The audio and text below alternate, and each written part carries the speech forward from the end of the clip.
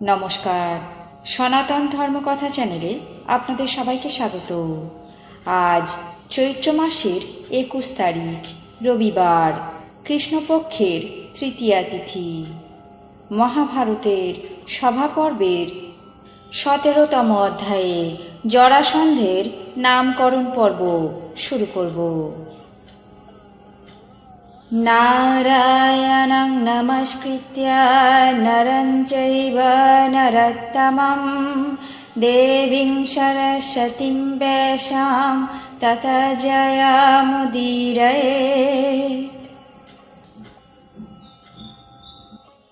রাক্ষসী জরা বললেন, যে ব্যক্তি নবযৌবন সম্পন্ন সপুত্রা আমার প্রতিমূর্তি গৃহভিত্তিতে লিখে রাখবে, তার গৃহ সর্বদাই ধনধান্য এবং পুত্র কলাত্রীতে পরিপূর্ণ থাকবে।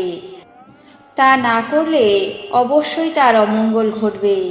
তোমার গৃহে বহু পুত্র সমাবৃত আমার প্রতিমূর্তি চিত্রিত আছে। আমি গন্ধ, পুষ্প, ধূপ, দীপ এবং নৈবেদ্য আদি দ্বারা সর্বদাই পূজিত হয়ে থাকি। হে রাজন, এইভাবে তোমার গৃহে বাস করে সর্বদা ভক্তি সহকারে পূজিত হই বলে সর্বদাই তোমাকে চিন্তা করি, কিভাবে তোমার প্রত্যুপকার করব। আজ দৈববশাৎ তোমার পুত্রের 2 দেহের অংশ দেখতে পেলাম।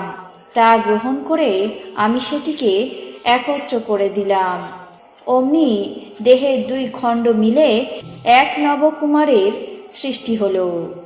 হে রাজন, এই আশ্চর্য ঘটনা তোমারই ভাগ্যক্রমে হয়েছে। আমি উপলক্ষ মাত্র। আমি রাক্ষসী, সুমেরুও ভক্ষণ করতে পারি। তোমার শিশুপুত্র তো অনায়াসে ভক্ষণ করতে পারতাম।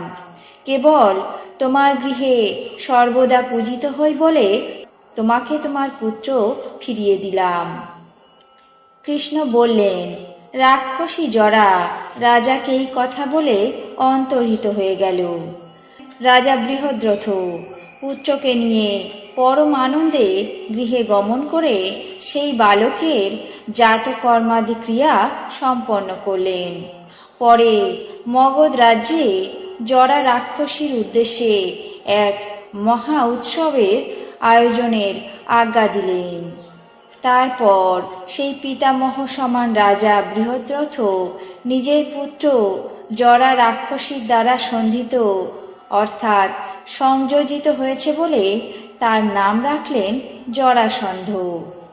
জরাসন্ধ নিজের পিতা বৃহদ্রথের গৃহে প্রজ্বলিত আগুনের মতো শুক্লপক্ষীয় চন্দ্রের মতো দিন দিন বাড়তে লাগলো এবং বলবান হতে লাগলো।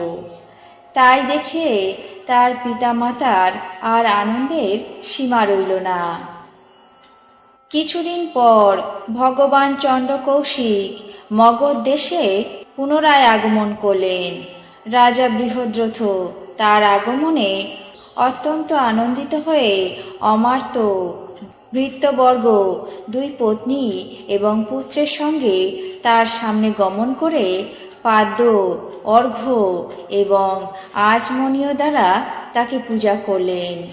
পুত্র এবং রাজ্য তার সামনে নিবেদন করলেন। মহর্ষি মহারাজের পূজা গ্রহণ করে আনন্দিত চিত্তে তাকে বললেন, হে রাজন, আমি দিব্যচক্ষু দ্বারা এই সমস্ত বৃত্তান্ত জেনেছি।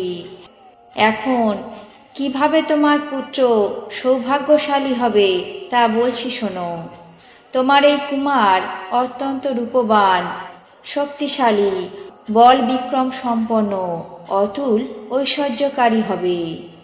যেমন অন্যান্য পক্ষীগণ উড়ন্ত বিহঙ্গমরাজ গরুড়ের অনুগমন করতে পারে না, তেমনি কোনো রাজাই এই কুমারের মতো বলশালী হতে পারবে না।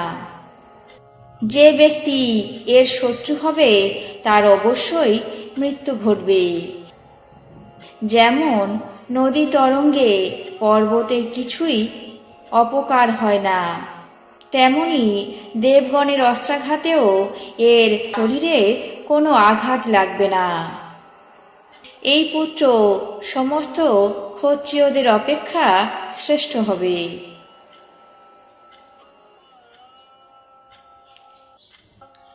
আজ মহাভারতের সভা পর্বের 17তম অধ্যায়ে জরাসন্ধের নামকরণ পর্ব এখানেই শেষ করছি।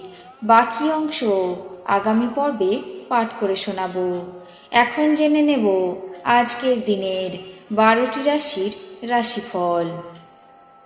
মেষ, ঋণযোগ। বৃষ, আতঙ্কিত। মিথুন, জমি বিবাদ। কর্কট, মনকষ্ট। সিংহ, হতাশাবোধ।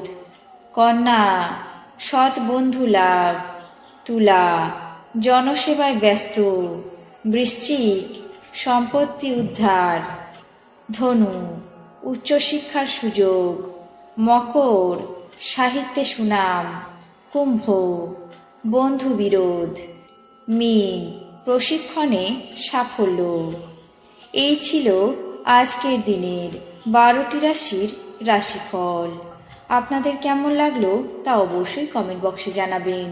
চ্যানেলটিকে সাবস্ক্রাইব করবেন, লাইক করবেন, শেয়ার করবেন। ধন্যবাদ।